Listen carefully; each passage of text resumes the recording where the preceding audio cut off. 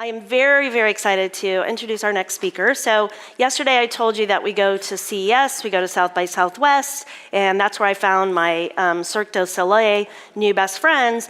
At CES, I went to the most amazing session, and it really was the best session at CES that I sat through, and that is our next guest speaker. And she just really brought it to light what our consumers are really wanting, what the needs are that they have. So I'm going to introduce our next speaker is Kathy Sheehan. She's the Executive Vice President and Global Director of GfK Consumer Life. So she has a really big, important job and studies these things all the time. So I'm really excited to invite Kathy onto the stage. Thank you. Thank you, Melissa. Really excited to be here. Ooh, those lights are bright. So I'm going to share with you a presentation today looking at the now generation and really what are they doing related to their homes. And the way we identify, you might be saying, who is the now generation and why are we talking about them now? So we define at GfK, and GfK is a large market research firm, so we do a lot of studies of consumers, understanding behaviors and attitudes and how they're shifting. And we've been looking a lot at the now generation, which we identify as consumers between the ages of roughly 15 and 24 years old. So it's very interesting because a lot of the work I do is around generational analysis. And it's very interesting that many of our clients have been talking about millennials, millennials, millennials, really for the last 10 to 15 years. And there's a lot of unique characteristics of the millennials, but being forever young is not one of them. So we're seeing that our clients are kind of pivoting to understanding, well, who is that next generation? And we've defined this generation as the now generation because we really think that they're consumers you should start to be thinking about now, because even if they're not buying homes now or in the marketplace at this moment, they will be the consumers of the future. And this is a very important generation. You'll see that some other providers call them Gen Z, Centennials, Post-Millennials. We're calling them the now generation because, again, it's who you should be paying attention to now. And this is a very important generation just in terms of their size. By 2020, on a global basis, this generation is going to account for about a third of the population. So not only is this an important generation in the United States, but this is really consumers of the future around the globe fall into this generational cohort.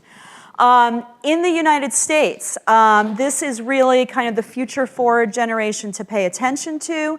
Again, by 2020, they're going to represent about 30% of the population in the United States, so clearly not insignificant. They are the most diverse population that we have ever seen in the United States. Close to half are considered non-white. And even though we're talking about relatively young consumers, it has been estimated that $830 billion has either been spent by this generation or on this generation. So this is a generation that has significant economic power and economic clout, and we think we should be paying attention to them. A lot of our clients ask, do even talking about generations today matter? Because things are changing so quickly. And saying, that someone, it's interesting, the boomer generation is defined as those born between 1946 and 1964. So does it make sense to consider someone who was born in 1946 today similar to someone who was born in 1964? They've clearly had, somewhat different life experiences. They're definitely in a different life stage right now. Is it even a fair metric to look at generations? Because we're kind of lumping huge groups of people all together. And I think there's a lot of validity to that argument. Certainly generations are not monolithic.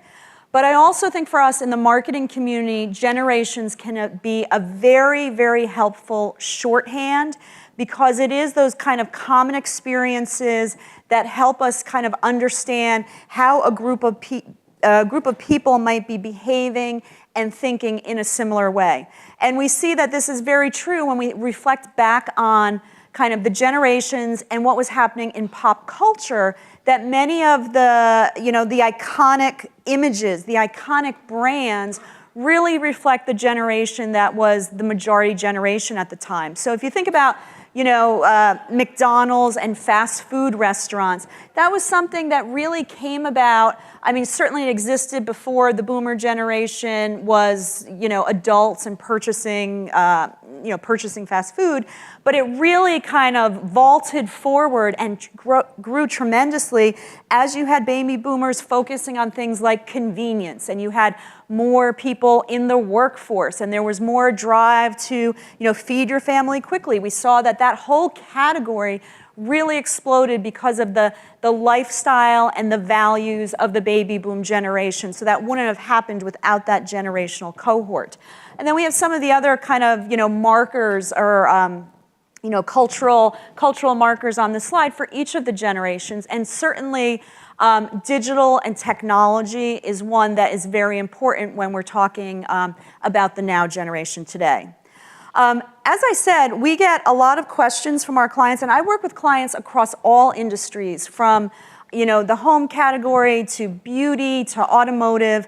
And it's very interesting that I would say in the last 2 to 3 years, we've had a very pronounced shift of clients focusing on millennials, to saying, okay, who is next and what do they look like? And are they, this next generation, which we don't even have consensus on what we name them, are they the same as millennials? Are they kind of mini millennials, but just more digital? Or are they different? And so we're getting very interesting questions from clients about this generation, and they really go across a lot of different subjects. And this thought of, hey, these people are just like millennials, but they're a little bit more digital savvy.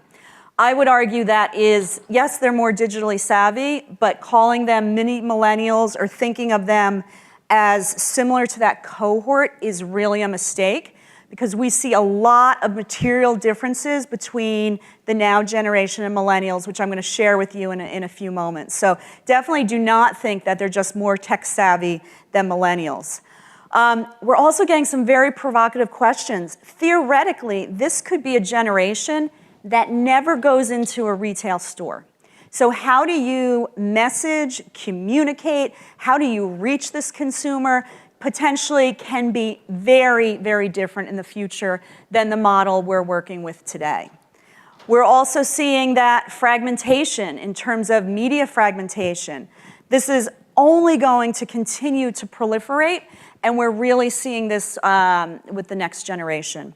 And then we're also looking at this next generation to think about, future technologies. How do some of the things we know that are right around the corner in terms of, AI and virtual and augmented reality, how does this generation feel about these technologies? Because this is really going to be very, very important, because they're the generation that it's really going to become, start to mainstream as they come of age. So some really, really interesting questions coming from our clients in terms of how do we understand this generation. And lastly, we would argue if you are not thinking about this generation yet, you are really already late to the game, and I hope this presentation gets you starting to think about them. We're lots of interesting examples of marketers who are tapping into this next generation to really future-proof their businesses. And one of the examples that I really like, is what Air France is doing. And Air France has a program, they call it a junior lab, where they invite young people aged 15, 16, and 17 into their corporate offices, and they ideate with these young people about what is the future of travel. And this is something that I think hits a few different areas and is very, very smart. They are really trying to parse out and understand this consumer and what are their expectations of the category moving forward. But also by inviting these young people in, they are co-creating with them what that future of travel is. And I think that's really important, because that notion of empowerment and co-creation, really important to young folks. So if you want to get some inspiration about what some other marketers are doing in terms of leveraging the now generation, I would encourage you to take a peek at what Air France is doing, some very innovative work there. So what does this generation look like? I mentioned that they are not necessarily at all mini millennials. It's very interesting, and sometimes when I give this presentation, people who have children of this age, it's very interesting some of the comments I get from folks in the audience because it really tends to resonate in terms of what they're seeing with their kids. And one of the things that we see is of this generation that in many ways they are acting and valuing things that are older than their years. So in our study, again, I mentioned we're a market research company. We interview over 30,000 consumers all around the globe every year and are tracking behaviors and attitudes. In our study, we do a very extensive battery of questions around personal values. And personal values are things that you kind of hold dear and are at core to who you are and what motivates you as an individual.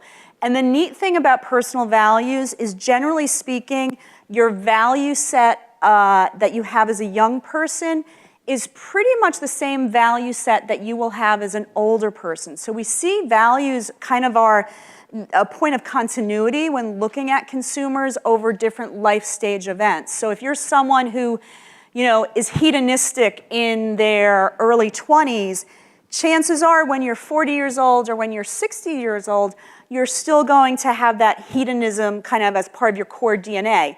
The way you act on it and how you behave might be very different, but that, internal driver is very similar.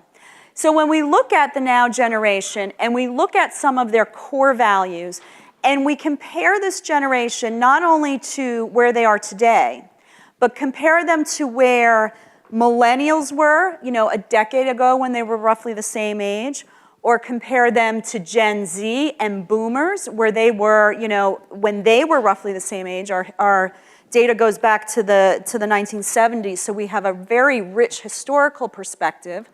We can see that there are some values that really stand out as rising values for this now generation. And those are values around learning and knowledge, which I think makes sense when you think about technology and how it really kind of opens the world for us in terms of knowledge acquisition. They are focused on internationalism. I mentioned that this is a generation that's the most diverse generation we've seen before. And they're focused on creativity. So these are the values that are rising for young people in the United States as well as around the globe. And what is interesting about these values is not only are they rising values for this generation, but when we look at the total population, so the global population, age 15 and above, these are values that have been rising across everyone. So interesting to see that the now generation, not only are these values important to them, but they're also kind of a little bit of our understanding where the future is going, because they're leading edge consumers in terms of what we're seeing trickle out in the rest of the population.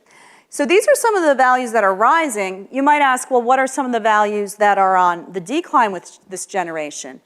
And I think what's very interesting is the values that are on the decline are values that one might traditionally equate with a younger consumer. So values like, I don't have it in this slide, but adventure, having fun, some of those more hedonistic values, including sex and being youthful, are on the decline with this generation. So very interesting. We're seeing, we're going to see throughout this presentation that this is a generation that is acting older beyond their years. We also see that the value of individuality is on the decline with this segment. And that, I think, is really interesting and one of the values that really differentiates this group of people from their prior generation, the millennials. So individuality is less a discriminating value for this consumer. And we also see it play out in other areas. So for example, we ask a statement of people and we ask, whether you agree with the statement or not. And the statement we ask is, my individuality is reflected in how I look and what I buy. And this is also on the decline with this group. So, we talked about millennials years ago in terms of wanting highly personalized and highly customized solutions. I think that is certainly still relevant for Gen Z, but it isn't individuality with the desire to stand out. So the example we talk about back in the office is a millennial might have said, I want to dye my hair blue so I can stand out for all from my friends and really be perceived as unique and as an individual. And that idea of being unique was the driving force. Now, a now generation person might still dye their hair blue, but it's not being driven because they want to stand out. It's because, you know what, blue hair is who I am, and that is my authentic self. So it's a very kind of, I think, subtle difference, and it's a nuanced difference, but it's really important because this is a group that is thinking more about kind of the collective than the individual.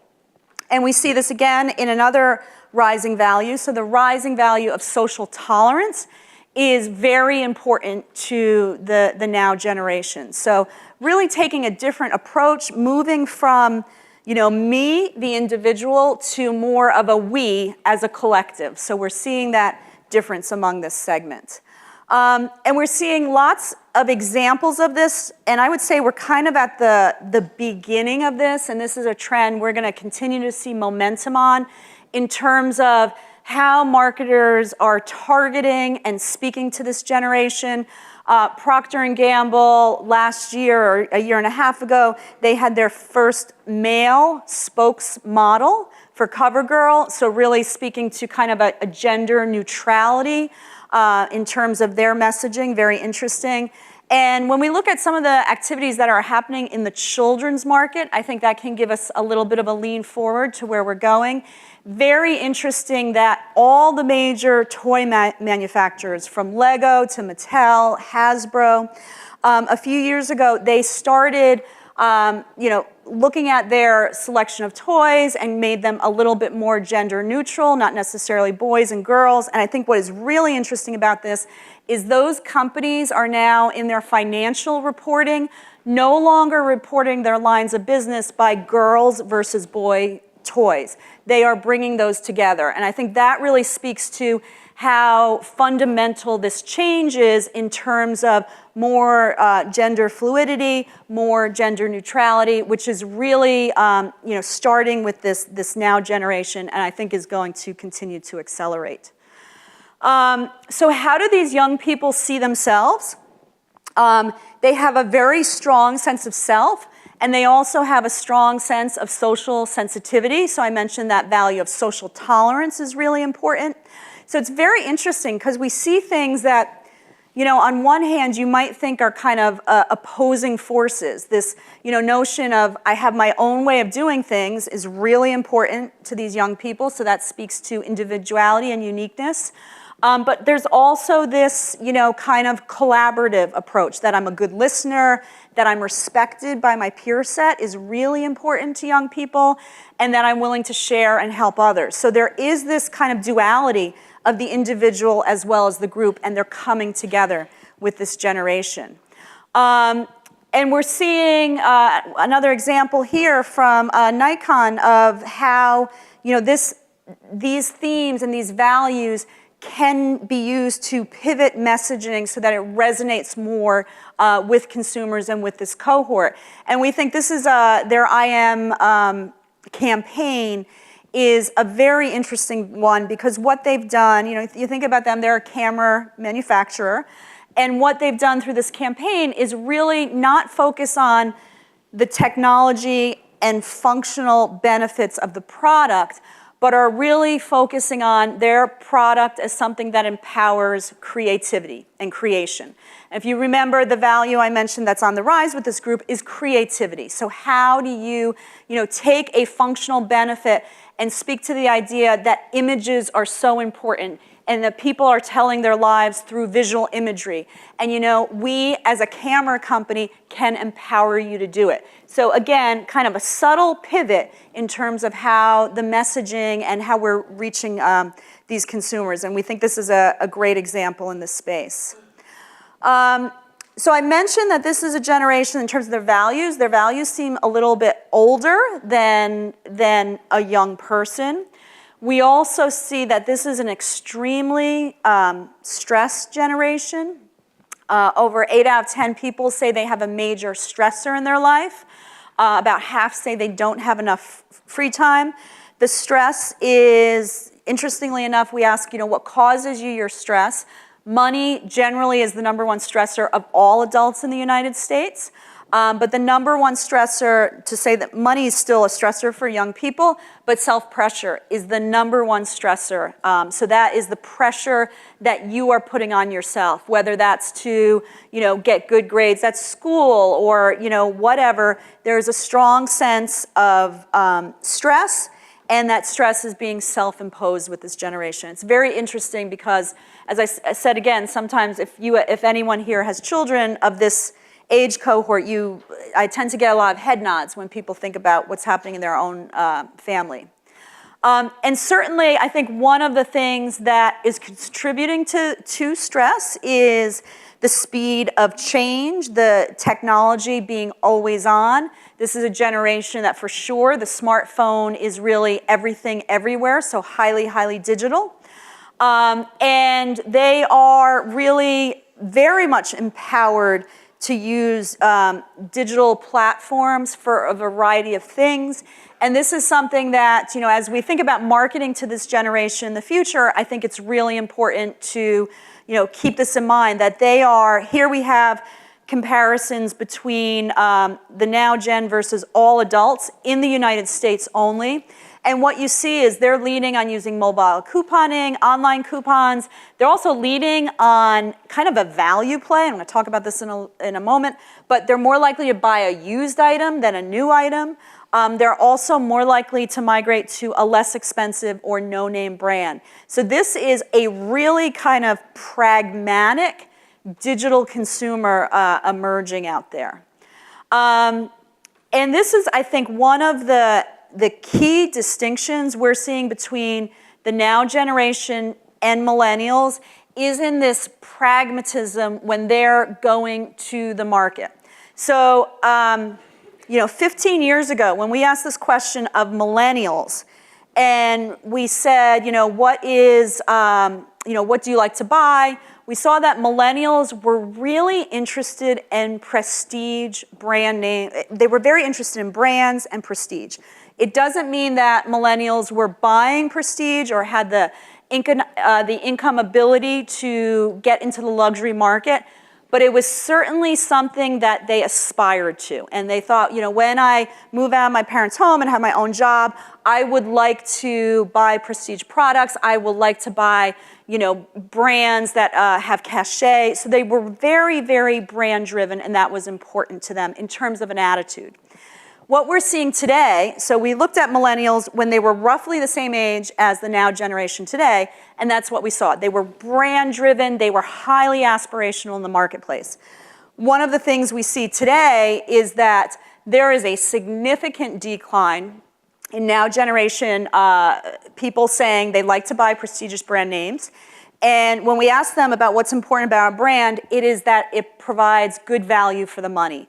So we have seen a real 180 flip in terms of how these young people think about brands and the marketplace, and it's very, very different than the prior generation. It is much more pragmatic, it is much more value focused, and if you think about some of the brands that have done poorer with this generation and those that are doing well, the brands that are doing well have been focusing on messages of inclusivity. They have been, not necessarily about prestige and being exclusive. We're seeing, new companies, disruptor companies like Brandless come out that, really kind of get rid of the brand and doing very well with this generation. So this is a key discriminator between this generation and prior generations. And I think it's really important to think about as they get older and go into the marketplace that they're going to be more value-driven and less aspirational than the prior generation when it comes to brands. Another thing we see that I think speaks to kind of piggyback on that idea of value is that this is a group of people that strongly value thrift. And if you think about the value of thrift, that's not something you necessarily would equate with a 16-year-old. I think about thrift and I think about, my grandma. She was thrifty, right? But thrift is really important to young people today. So again, that's a different mindset than prior generations. We also see that they are very concerned about security. There's a lot of, a lot of non-safe things happening in the world, and that is really, I think, contributing, obviously to the stress levels that young people feel. And we see that they are much more likely to say, I'm always concerned about my personal safety and security. So security, not only physical security, so concern about your physical safety, but financial security, and the next slide we'll talk about digital security, is really important to this group of people. Interesting that the prior presenter was talking about, digital security. And I think it's very interesting. We asked a question of the now generation and got into kind of notions of digital security and things you might do to fortify your own financial footprint. So things like, have you ever put a freeze on your credit score, so you can monitor your credit?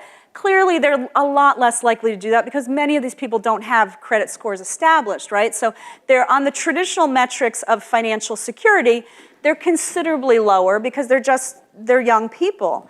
But when we look at things like digital security, they're much more likely to be, putting a Band-Aid over the camera on their laptop. They're much more likely to be doing their privacy checks on social media. They are really much more cognizant of privacy and the implications of that than any other segment of the population, which I think is interesting because generally speaking, we tend to see a correlation with age. The older the consumer is, the more conservative they are about things related to security. But that is not the case when we get to digital security in this generation. They are very aware of the potential pitfalls of digital security. And this might be something to think about, when we're creating, when we think about new technologies and new platforms. This might be a potential challenge to acceptance with young people who are really tuned in to the potential pitfalls related to security. So far, I painted this picture of a consumer who is young in age, but really kind of older in their attitudes. We also see that some of the trends that we saw with millennials, what we call, around delaying adulthood, continue with this next generation. So, and is actually accelerating. So some of the traditional hallmarks of being an adult, like moving out of your parents' home, getting married, birth of first child, some of these really important life stage transitions, particularly for your business, are started to be delayed with millennials, and we see that continuing with the next generation. And we have evidence that this might even really accelerate with this generation, because this is some data. This is US governmental data. This isn't data from my organization. This is long-term US governmental data around kind of life stage milestones for a senior in high school.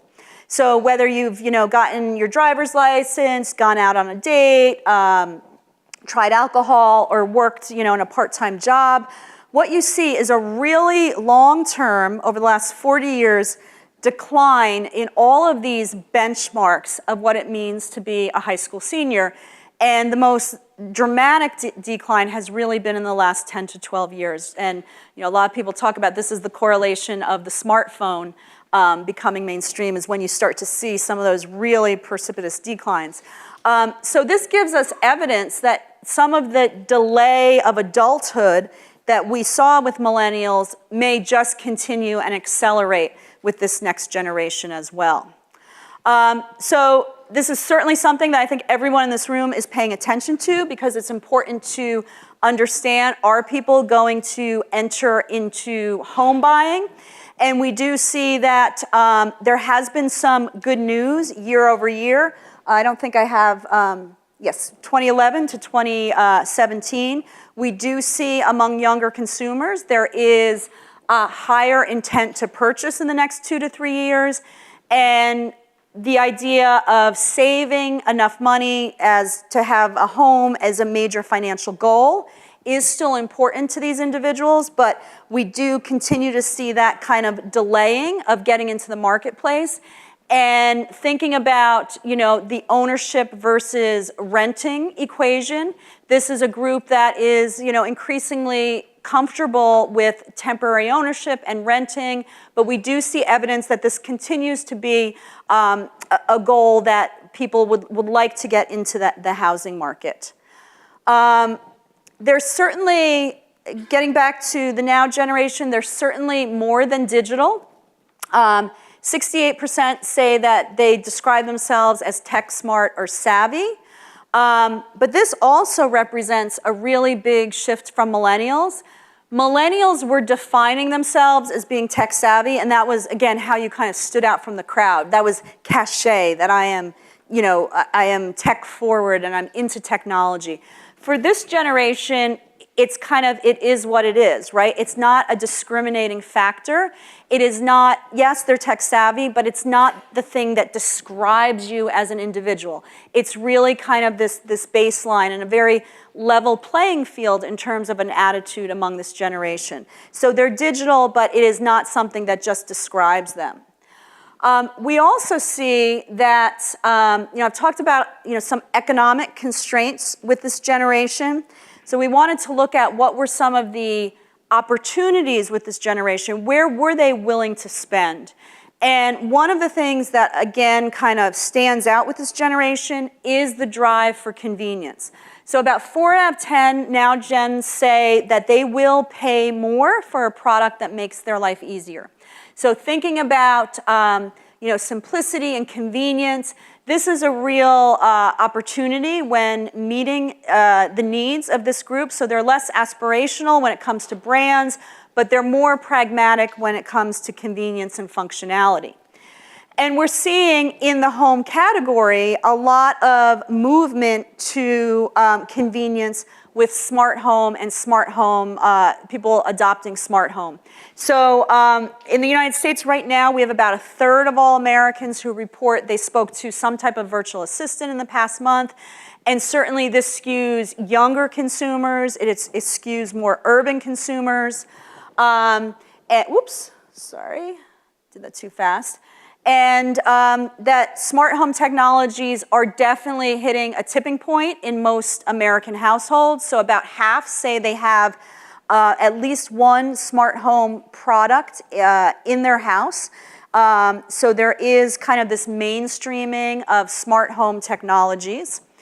And we believe that the adoption, those two things, so speaking to a virtual assistant and smart home technology, are really, coming together and are going to propel future adoption moving forward. But because when we ask people, what are you using your voice assistants for? In some ways, we see that many people are using voice assistants like glorified, clock radios. It's about playing music and setting alarm and getting the news. But then beyond those functions, it's about how to control other devices. So that connectivity within the home, thinking about voice and the drive for connectivity in the home is really what people are doing already and what they're most interested in doing in the future. So the voice assistants, we think, are really going to propel this growth in the future. And one of the reasons I think we're kind of in a perfect storm with voice adoption. Not only is, now the technology there, but the consumer trend around simplicity is one that we've been tracking over the last decade as a rising trend. So we see that across the globe, people say, if a product isn't simple, I lose interest in it. So this is, I think, creates a really fertile ground for voice because there's really nothing that is more simpler than the use of the human voice to engage with products. So we're seeing this desire from simplicity, this desire for convenience, which is really driven by the now generation, is also, I think, a fundamental undercurrent of why we're seeing such quick adoption of voice. So I'm going to share with you one video that is an advertisement that I think does a nice job of kind of speaking to this driver that we see and how a marketer is using this to really speak to consumers.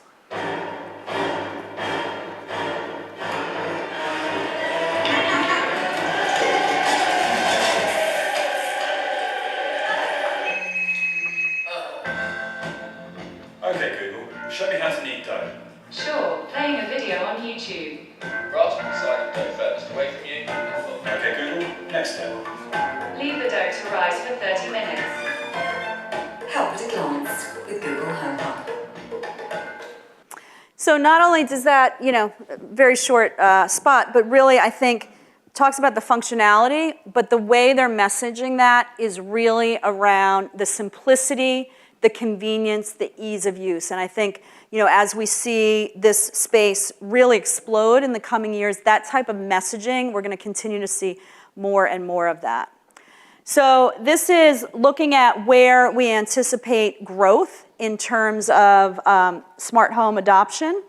And we have what people would like to do in the future. So this is asking the consumer to kind of project what they would like to have. And we have a short-term trend between 2015 and 2017.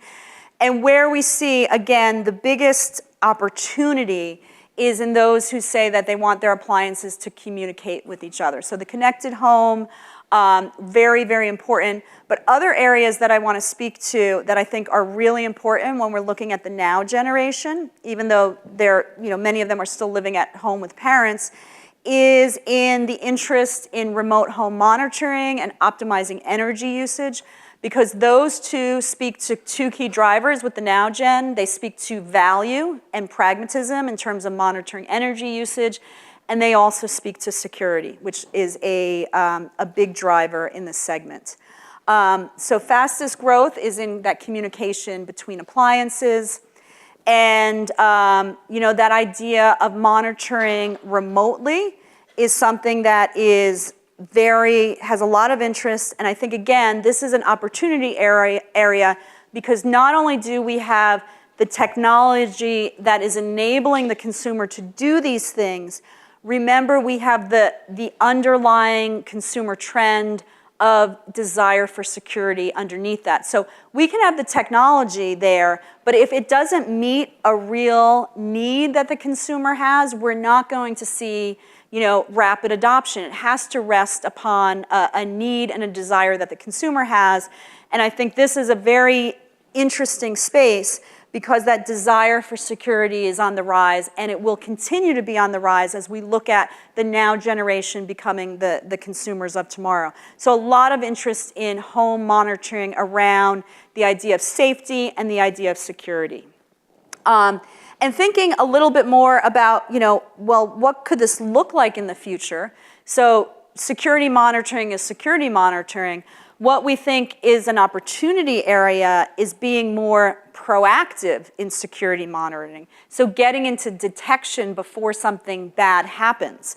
So we look at what people are interested in, and we see that some of the things that are rising are people want to reduce allergens in their home. They want to understand if the food or beverage that they're going to drink could be contaminated and cause them to get sick. They want an automobile that provides a healthy environment and protects them for health threats. So these are all areas where people are saying they want to be able to detect bad things before they happen. And I think thinking about this idea of almost detection and proactive, so not just monitoring, but proactive monitoring, is an area that has, again, a lot of opportunity in the future because the consumer is interested in this. There is a driver around security, and the technology will be able to increasingly get us there to be proactive in terms of detection. So we talked a little bit about understanding the now generation. A lot of my commentary was related to how this generation is different from the prior generations in terms of behaviors and attitudes as individuals. But again, I think a lot of those attitudes are really going to signal fundamental shifts in terms of these consumers when they get into the home market, because they have different drivers and different priorities in terms of what they're looking for, and certainly different expectations when it comes to brands, the retail environment, media, and technology.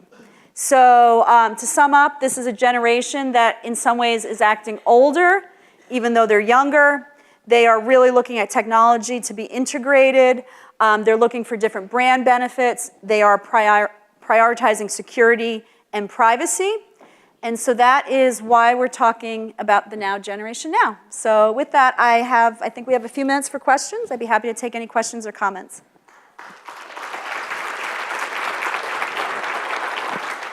All right, so I know that presentation resonated because I got so many texts from people in the audience, either going, oh my gosh, that's my children, or I am seeing that, I'm happening that. So remind us again, how old is the now generation? Yes. Like what age span? So it's a good question. What I shared with you here was age 15 to 24 Okay. in this presentation. But it is really interesting in that there is no consensus on, it's so interesting because baby boomers, there's no debate. 1946 to 1964.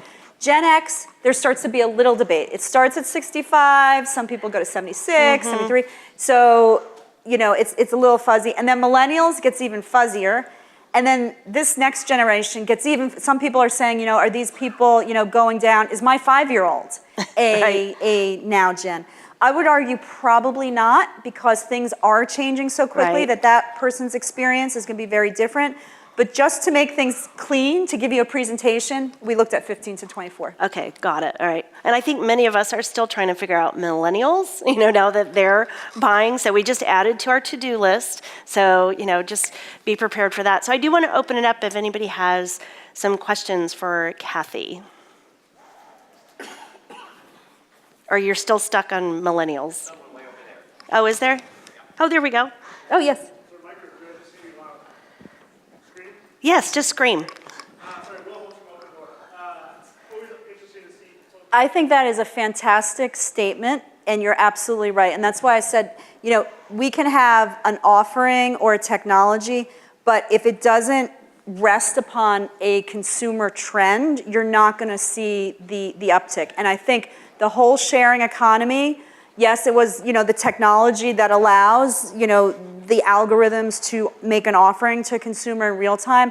But if you didn't have you had two things with the sharing economy. You had the consumer trends of being open to these new business models, but also all of those businesses started right around 2008 when we had the global economic recession. So we had two things that came into a perfect storm. It was the consumer desire and the consumer trends, and then we had an economic imperative that people didn't have as much disposable income as they did. So that fulfilled an economic need. And I always argue, how many people here would hitchhike? I don't see any hands. How many people here have ridden in an Uber? Is it, okay, yeah, it has, that person's coming and they're an Uber driver, but is it, really, really that different in terms of what you're doing? Right? So I think your comment is spot on, and agree with it in its entirety. And I do think it is something to think about, how does the industry pivot from an ownership model to one that has more shared access? So it's kind of weird. I have a totally different answer to that question. It seems to me when millennials want access to a better house and a better car, it's just called mom and dad's house and mom and dad's better car. I mean, come on, right? I was like, yeah, this is awesome, Dad. So I got a question for you, though, real quick, right? So we're at a pivotal time. 24 is actually kind of that period where you actually start considering buying real estate. It's right on the cut. Some have already bought by 24, which is remarkable, but it's a very small portion. So literally in the next year, and then certainly in the next 2 years, we're going to really start to see the very first now generation buyers buy real estate. If you had to say 1, 2, or 3 things of how would you change the current offering or the current pitch to this generation, I know it's tough, but what would you change? I think it really has to be around, I think many things about purchasing a home are incredibly complex and painful. And we have never heard that. Oh my God, I'm gonna write that down. And I'm from, New York City, and in New York City, a lot, 60% of the housing stock is co-ops, right? So, going through a co-op board application is literally like something, it hasn't changed since 1920.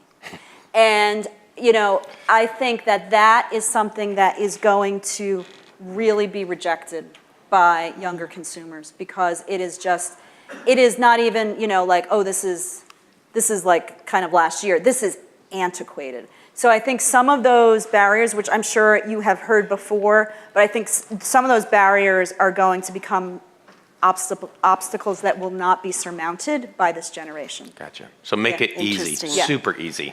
Very interesting. An app for that. And after that? An app for that. An app. Oh, an app for that. Yeah, An app by my home, just an app for yeah. that. Yes. And you're seeing some messaging around that already. I mean, Quicken Mortgage. Yes.